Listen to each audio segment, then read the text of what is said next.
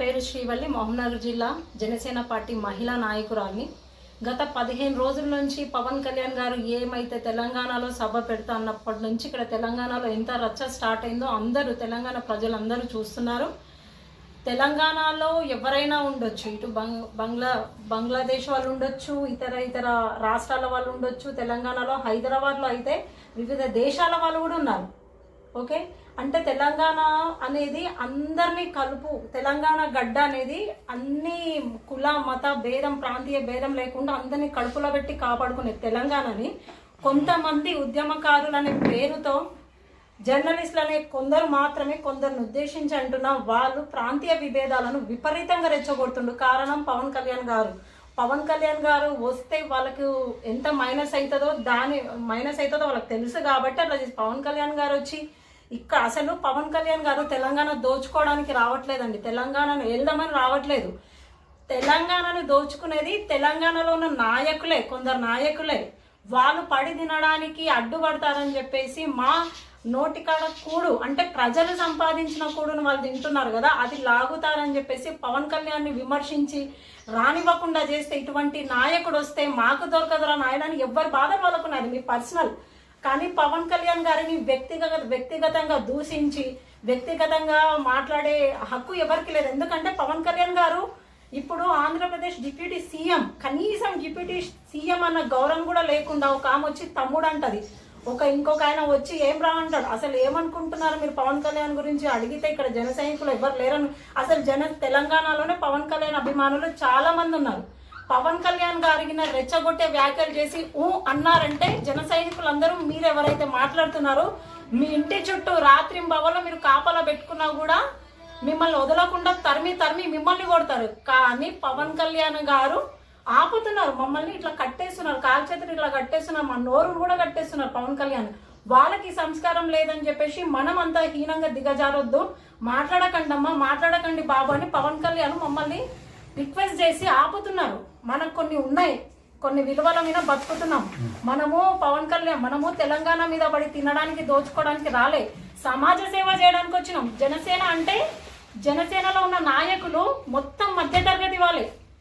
పైసలు లేకున్నా కూడా బస్ ఛార్జీలు పెట్టుకొని పోయి కూడా ఇక్కడ మన మహబూబ్నగర్ ఇన్ఛార్జ్ రఘు అన్న గారు కానీ, రమేష్ అన్న గారు, సీనియర్ నాయకులు, కోడిగంటి సాయి అన్న, సీనియర్ నాయకులు అందరూ ఒకప్పుడు బస్ ఛార్జీలు పెట్టుకొని అప్పుడు సోషల్ మీడియా లేనప్పటి నుంచి కేవలం పవన్ కళ్యాణ్ గారి జెండా, పవన్ కళ్యాణ్ గారి ఫోన్లు ఇట్లా ఫోటో చూసి సమాజ సేవ చేసిన వాళ్ళు ఉన్నారు. కేవలం ఆయన కోసం మాత్రమే రక్తదానాలు కానీ, ఎక్కడైనా ఇన్సిడెంట్స్ అయితే పోయి అడగడం కానీ, మాట్లాడడం కానీ, వాళ్ళకు కొన్ని బాధిత కుటుంబాలకు అండగా ఇట్లాంటివి చేసే జన సైనికులు చాలా మంది ఉన్నారు, తెలంగాణ వ్యాప్తంగా ఉన్నారు. పేరు బాలరాజు యాదవ్, 36 డివిజన్ నుంచి జనసేన పార్టీ నుంచి పోటీ చేసినాను. ముఖ్యంగా కాంగ్రెస్ నాయకులు తెలియజేయడం విధానంగా చూచి మాట్లాడేది, పవన్ కళ్యాణ్ అనే వ్యక్తి ఆంధ్రాలో ₹1 అవినీతి లేకుండా పరిపాలన చేసిండు. అది చూసే మేము పిలుస్తున్నాం, పవన్ కళ్యాణ్ అన్న రావాలి వీడికి అంటే మేము పిలుస్తున్నాం. కానీ ఆయన వచ్చి నేను ఏదో ఇక్కడ కబ్జాలు చేయాలి, నేను సంపాదించాలనే లేదు. ఆయన ఒక హీరో, నటుడిని మేము పిలుస్తున్నాం. మేము పిలిచి ఈ తెలంగాణలో అన్నా నీవు రావాలి, ఇక్కడ మొత్తం అవినీతి అవుతుంది, కాంగ్రెస్ వాళ్ళు అవినీతి చేసిండ్రు, ఇంతకుముందు బీఆర్ఎస్ వాళ్ళు అవినీతి చేసిండ్రు, ఇప్పుడు కాంగ్రెస్ గవర్నమెంట్ ఉంది. ఫస్ట్ పవన్ కళ్యాణ్ గురించి మాట్లాడే బంద్ చేసేయండి. ఫస్ట్ రైతులకు వడ్లకు రేటు కట్టియండి, వడ్లు కొనండి, ఆ సమస్యల మీద పడండి. కానీ పవన్ అన్న ఏమైందమ్మా, తెలంగాణలో పార్టీ ఈయన పుట్టింది, తెలంగాణలోనే ఇప్పుడు ఆంధ్రాలో పోటీ చేసిండు, అక్కడ డిప్యూటీ సీఎం అయ్యిండు. ఇక అక్కడ నుంచి మేము కోరుకున్నాము ఇక్కడ రా అన్న, మా తెలంగాణలో చాలా అవినీతి అవుతుంది, కాంగ్రెస్ వాళ్ళు ఇంతకుముందు బీఆర్ఎస్ వాళ్ళు చేసిన పరిపాలన 10 ఏళ్ళు అంత అతక్కుతలం చేసిండు, చాలా అవినీతి అవుతుందన్న బీఆర్ఎస్ చేసిండు.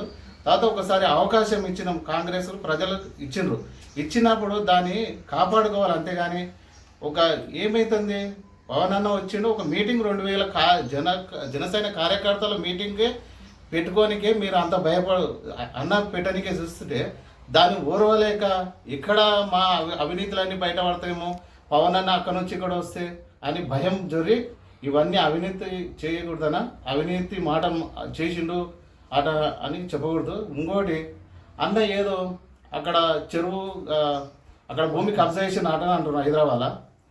అన్న మొన్ననే చెప్పిండు వాళ్ళ ఇంటి దగ్గర ప్రెస్ మీట్ పెట్టి అన్న పవన్ అన్న ఏం చెప్పిండు, నాది నిరూపిస్తే ఎంబడే కాంగ్రెస్ గవర్నమెంట్ రాసిస్తాను. మీరు దాని మీద ఉండండి, మీదే పవర్ ఉంది కదా, మీ వద్దనే అడ్మినిస్ట్రేషన్ ఉంది కదా, మీరు అది సాహసం చేయండి. అది చేయకుండా ఏదో ఆంధ్ర పార్టీ కదబ్బా. ఇప్పుడు బీఆర్ఎస్ పార్టీ ఇంతకుముందు ఇదే కవితక్క బీఆర్ఎస్లోనే ఒక మినిస్టర్ ఉండే, ఎమ్మెల్యే ఉండే, ఎమ్మెల్సీ ఉండే.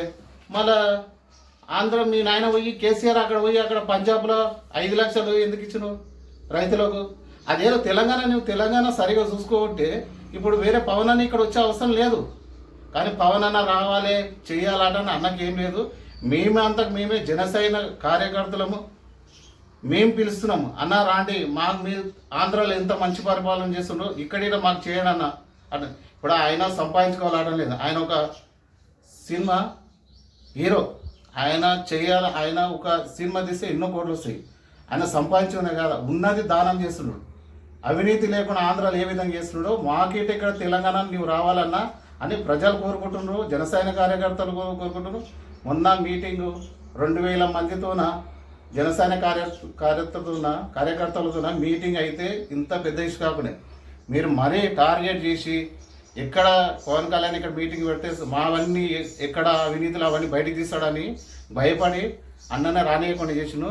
మీరు మీటింగ్ పెట్టనీయకుండా చేసిండు. కానీ అన్న వచ్చిండు, ఆడ మీటింగ్ చేయనుకున్నట వాళ్ళ అన్న ఇంటి దగ్గర పోయి మేము పోలీసులతోన లాఠీ చార్జీలు తినేట అన్న మీటింగ్లో పాల్గొన్నాము. కానీ ఇంకొకసారి ఖబర్దార్ అన్న. అదేవిధంగా ఎమ్మెల్యే అరుణ్ రెడ్డి అన్న గారు, ఫస్ట్ మీరు జడ్చల ఎక్కడెక్కడ మీరు అవినీతి చేస్తున్నారు, మీ అన్న ఏం చేస్తున్నాడు, మీ బ్రదర్ ఏమేమి అవినీతి చేస్తున్నాడో అన్నీ తెలుసా మాకు. ఒక్కసారి మాట్లాడే ముందు మా పవన్ కళ్యాణ్ అది ఇది అని మాట్లాడకన్నా, నోరు జారకన్నా. నీవు అంతా ఇప్పుడు ఏమైందంటే జోకర్లాగా అయిపోయినావునా, ఎమ్మెల్యే కాదు. కాబట్టి కొద్దిగా కబద్దారనా, నోటికి వచ్చిన మాట్లాడకన్నా. జై జనసేన, జై జనసేన. మా యువకులందరికీ కానీ ఆడపడుచులకు కానీ అందరికీ నమస్కారం. ఈరోజు మీడియా మిత్రుల ద్వారా తెలియజేయడం ఏమనగా,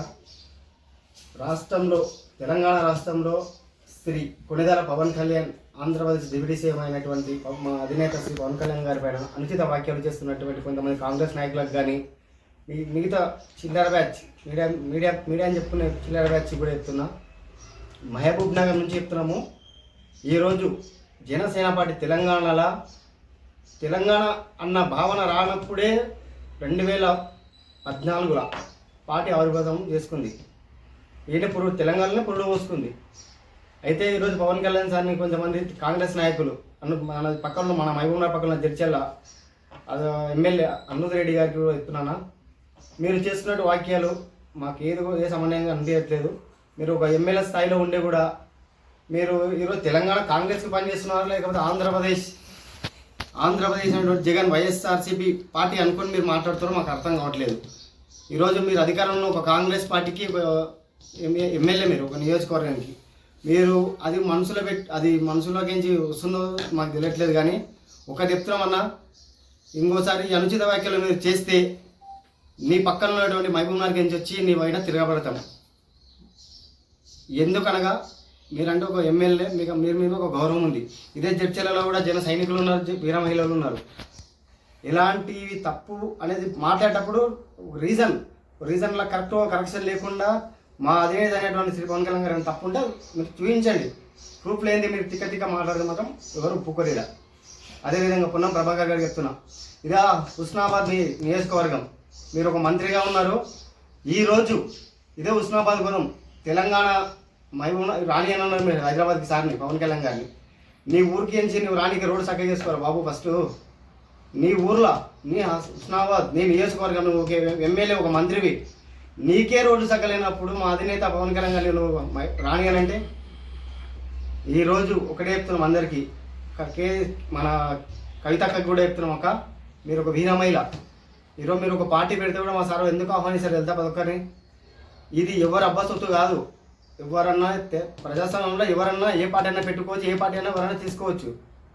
ఆంధ్ర తెలంగాణ విభేదాలు ఏదనేది మీకు తెలియంది కాదు. మీ నాయన మరి ఇదే ఆంధ్రాలో మీటింగ్ పెట్టలేడా? ఇదే తెలంగాణ పైసలు తీసుకుపోయి మహారాష్ట్రలో వేయలేడా? ఫస్ట్ మీరు మీ ఇంట్లో అడగండి. మీరు ఈరోజు మీరు లెక్క స్కామ్ చేసి కానీ చిల్లర వ్యాపారాలు చేసి కానీ మా సారీ అది చేసలేడు కదా. ఒకటి అనేటప్పుడు అర్థం చేసుకొని తెలంగాణలో ఉన్న అధికార నాయకులకు కానీ ఎవరైనా సరే చెప్తున్నాం మీడియా పరంగా, మా అధినేత శ్రీ పవన్ కళ్యాణ్ గారిని ఏదైనా విమర్శించాలనుకుంటే మా అధినేత ఇలాంటి ఒక తప్పు చూపించి, మీకు దమ్ము ధైర్యం ఉంటే తప్పు చూపించి మాట్లాడితే మీకు మేము గులాంగి చేసి బతుకుతాం.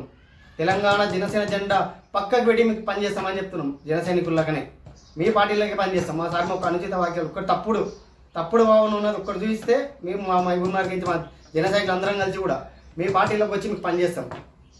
మీ తప్పులే మీరు దించుకోండి. ఒకటి గబాదారు ఒక్కటే మాట చెప్తున్నాం, ఇలాంటిగా తప్పుడు వాక్యాలు చేస్తే మాత్రం మా మైబూర్నగర్ నుంచి ఉన్న మా జనసైనికులు అందరం కలిసి ఎవరిని కూడా వదిలిపెట్టాం. ఖచ్చితంగా బరాబరిది. జై జనసేన, జై తెలంగాణ. అందరికీ నమస్కారం. నా పేరు కనకదుర్గ. నేను 19th డివిజన్ నుంచి కార్పొరేటర్ అభ్యర్థిని, మహబూబ్ నగర్. ఇక్కడ వచ్చిన తెలంగాణ నాయకులకి, సీనియర్ నాయకులకి అందరికీ నమస్కారం. ముఖ్యంగా విలేకరులకు నా ధన్యవాదాలు. ఈరోజు సమావేశం పెట్టుకోవడానికి ముఖ్య కారణం ఏంటంటే, గత 15 రోజులుగా డిప్యూటీ సీఎం పవన్ కళ్యాణ్ గురించి చాలామంది చాలా రకాలుగా వివిధ అనుచిత వాక్యాలు చేస్తున్నారు. అది ఎంతవరకు కరెక్ట్, మీకు ఎంతవరకు కరెక్ట్ అనిపిస్తుందో కానీ ఒక తెలంగాణ బిడ్డగా మాకైతే కరెక్ట్ అనిపించట్లేదు. ఎందుకు అంటే తను ఏం తప్పు చేశాడని చెప్పేసి మీరు వ్యక్తిగత విమర్శలు చేస్తున్నారు అనేది మాకు అర్థం కావట్లేదు. ఎక్కడ అవినీతి చేసిండు, ఎక్కడ ఏం చేస్తున్నాడు అనేది మీకు తెలిసి మాట్లాడుతున్నారా, తెలియక మాట్లాడుతున్నారా అనేది మాకు చాలా బాధాకరంగా ఉంది. అసలు నిజానికి మాకు ఎవరి గురించి వ్యక్తిగతంగా మాట్లాడాలని లేదు. మా నాయకుడు అసలు మాకు అది చెప్పలేదు కూడా. ఎందుకంటే ఎవ్వరు ఏ విధంగా తనని దూషించినా కూడా మళ్ళీ వాళ్ళని టార్గెట్ చేసి వాళ్ళని వ్యక్తిగతంగా కూడా వాళ్ళ పేర్లు పెట్టి కూడా ఇప్పటి వరకు మాట్లాడింది లేదు. మీరు వెనక్కి వెళ్ళి చూసుకోండి, ప్రతి వీడియో చూసుకోండి. తన గురించి మాట్లాడిన వాళ్ళ గురించి ఏ ఒక్కరి గురించి కూడా నన్ను వీళ్ళు ఇలా మాట్లాడినరు అని చెప్పేసి టార్గెట్ చేసి వాళ్ళ వ్యక్తిగత జీవితాల గురించి ఎక్కడైనా మాట్లాడినరా చూపియండి. కానీ మీరు భార్య బిడ్డల కానుంచి, తల్లి కానుంచి ప్రతి ఒక్కరి నోటికి ఎంత వస్తే అంత మాట్లాడుతున్నారు. అది ఎంతవరకు కరెక్టు? మీరు హోదాల గురించి ఆలోచిస్తున్నారా, పబ్లిక్ సమస్యల గురించి ఆలోచిస్తున్నారా అనేది మీకే అర్థం కావాలి. మీ ఇమాజినేషన్కే వదిలేస్తున్నాము. మేము ఒక జనసైనికులుగా క్వశ్చన్ చేయట్లేదు, ఒక తెలంగాణ బిడ్డగా మిమ్మల్ని అడుగుతున్నాను. మీరందరూ ప్రజలను పరిపాలించడం కోసమే వచ్చారు కదా, మరి పరిపాలించడం కోసం వచ్చిన వాళ్ళు మీరు అధికారం కోసం క్వశ్చన్లు చేస్తున్నారా, ఒక వ్యక్తిగత పర్సన్ని టార్గెట్ చేస్తున్నారా అనేది ఆలోచించండి. ఒక 15 రోజులుగా డిప్యూటీ సీఎం గారు అసలు ఇక్కడికి వచ్చి ఒక సభ పెట్టాలి అనుకుంటున్నారంటే తను దేనికోసం వస్తున్నాడు, దేనికోసం మాట్లాడాలనుకుంటున్నారు అనే దాని గురించి మీరు ఎక్కడైనా ఆలోచించారా? ఎందుకు వస్తున్నాడో, ఏం చేస్తారో, ఇక్కడికి వస్తే మా పొజిషన్లు ఏమైపోతాయి అనేదే కనిపిస్తుంది ఒక్కొక్కరి మీ మొహాలలో. కానీ నిజానికి తను ఏ విధంగా తను ఎవరిని ఏ పార్టీని దూషించలేదు. నేను ఒక పద్ధతిగా ప్రజల సమస్యల మీద పోరాడి తను ఒక ఇక్కడున్న వాళ్ళనే, ఇప్పుడు డిప్యూటీ సీఎంగా ఆల్రెడీ ఆంధ్రాలో ఉన్నారు, మళ్ళీ తెలంగాణకు రావాల్సిన అవసరం లేదు. కానీ మాలాంటి వాళ్ళు మేము కోరుకుంటే తన అవినీతి నిర్మూలన లేకుండా పరిపాలిస్తున్నాడు కాబట్టి మేము తెలంగాణ బిడ్డలం, మేము ఆశించి తనని మేము రిక్వెస్ట్ చేస్తున్నాం కాబట్టి మీ పరిపాలన మాకు నచ్చింది. మా దగ్గర కూడా అలాంటి పరిపాలన వస్తే ప్రజలందరూ హ్యాపీగా జీవిస్తారని చెప్పేసి మేము కోరుకుంటే ఇక్కడికి రావాలనుకున్నారు. కానీ ఆ రోజు వరకు కూడా తను గట్టిగా నిర్ణయించుకోలేదు. కానీ అలాంటి పర్సన్ని మీరు వ్యక్తిగత విమర్శలు చేసి యుద్ధానికి సిద్ధంగా అండి అని చెప్పేసి మీరంతకు మీరే ఒక స్టేట్మెంట్లు పాస్ చేసుకుంటూ అది ఎంతవరకు కరెక్టు? ప్రజల సమస్యలు ఏదైనా సరే, ఏ నాయకుడైనా సరే, ఏ హోదాలో ఉన్నా సరే ప్రజల సమస్యలు ఏ విధంగా ఉన్నాయి, అసలు ప్రజెంట్ సిచ్యువేషన్ ఏంటనేది మీరు ఎవరైనా ఆలోచిస్తున్నారా? కుర్చీల గురించి ఆలోచిస్తున్నారు కానీ, హోదాల గురించి ఆలోచిస్తున్నారు కానీ ప్రజెంట్ మన సిచ్యువేషన్ ఏంది, మనం ఏ దారిలో వెళ్తున్నాము, ఎలాంటి యుద్ధాలు జరుగుతున్నాయి, ఇక్కడ పదవుల కోసం పోరాడే స్టేజ్ దాటిపోయి ఉన్నాం మనం ప్రజెంట్. అసలు దేని గురించి ఆలోచిస్తున్నారు? ప్రజలు యుద్ధాలు చేసే వాళ్ళు ఎక్కడో చేస్తున్నారు, ఇక్కడున్న అవినీతి నిర్మూలన కోసం మన నాయకుడు ఆలోచిస్తున్నాడు. మా నాయకుడు దానికోసం మాత్రమే ఆలోచిస్తున్నాడు. ఒక సినిమా తీస్తే తనకు వచ్చే రెమ్యునేషన్ ఎంతనో తెలుసా మీకు? తను కబ్జాలు చేసి ఇంకేదో సంపాదించుకోవాలని చూస్తున్నాడా? అసలు ఆంధ్రాలో ఉండి వేరే రాష్ట్రాలకి హెల్ప్ చేస్తున్న నాయకుడు మా నాయకుడు. తనకేం అవసరం?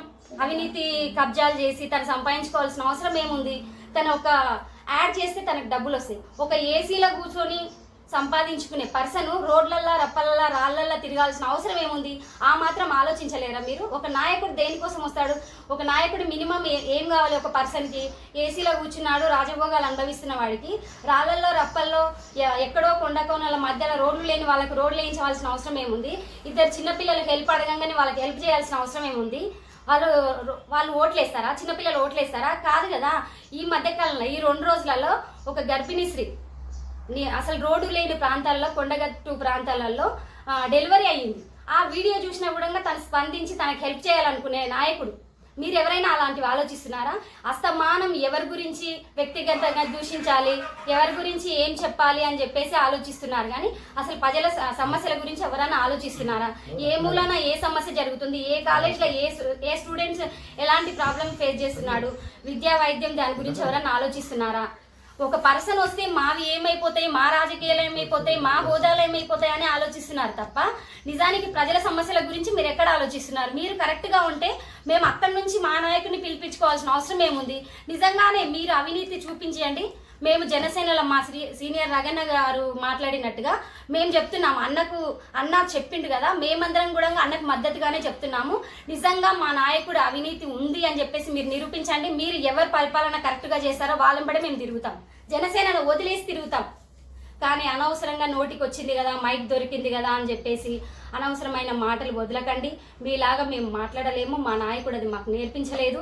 మేము ఆయన ఏ విధంగా ఉంటాడో అదే విధంగా మేము ముందుకెళ్ళాలని అనుకుంటున్నాము. దయచేసి ఇప్పటికైనా అనవసరమైన విషయాలు మాట్లాడి వ్యక్తిగతంగా మాట్లాడకండి. కవితక్క గారు కానీ అనిరుద్ధ్ గారు కానీ ఏదైనా మాట్లాడితే కూడా వాళ్ళు ఏదో తెలియక తక్కువని అనేసారేమో వదిలేసేయండి అని అన్నారంటే అక్కడే ఆలోచించాలి. తను ఏ విధంగా ఆలోచిస్తున్నాడు, ప్రతి ఒక్కరిని ఏ విధంగా అసలు ఆయనకు అంత టైం లేదు. వ్యక్తిగత దూషణల గురించి మాట్లాడేంత టైం లేదు. అస్తమానం ఎవరు ఎక్కడ ఏ సమస్యలు పడుతున్నారు, ఆ సమస్యల్ని ఎలా తీర్చాలి, ఎలా ఒక ట్రాక్లోకి తీసుకెళ్ళాలి మన రాష్ట్రాలని అని ఆలోచిస్తున్నారు. ఇప్పుడు ఒక ఆంధ్రానా తెలంగాణనా అని ఆలోచించట్లేదు.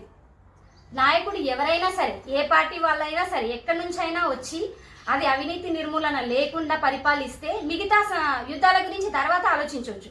ఇక్కడ ఉన్న రాజకీయాలే కరెక్ట్ లేనప్పుడు ఇంకా మిగతా యుద్ధాల గురించి మీరు ఏం ఆలోచిస్తారు? ఎక్కడ రవాణాలు ఆగిపోతున్నాయి, ఎక్కడ ఏం జరుగుతుంది అనేది మీకు ఎవరికన్నా ఉందా? రాజకీయాలలో మనము ఇప్పుడున్నవి వచ్చేసి రాజకీయాలు కరెక్ట్గా ఉంటేనే ప్రజలకు ఏవైనా అందుతాయి అనేది మీరు ఆలోచించి కొంచెం నోరు అదుపులో పెట్టుకొని మాట్లాడండి. ఈ అవకాశం ఇచ్చినందుకు మా తెలంగాణ సీనియర్ నాయకులకి, మీడియా మిత్రులకి నా ధన్యవాదాలు. జై తెలంగాణ, జై జనసేన. జై జనసేన, జై జనసేన, జై జనసేన, జై గారి నాయకత్వం వర్ధిల్లాలి, పవన్ కళ్యాణ్ గారి నాయకత్వం వర్ధిల్లాలి. జై జనసేన, జై జనసేన, జై తెలంగాణ. జై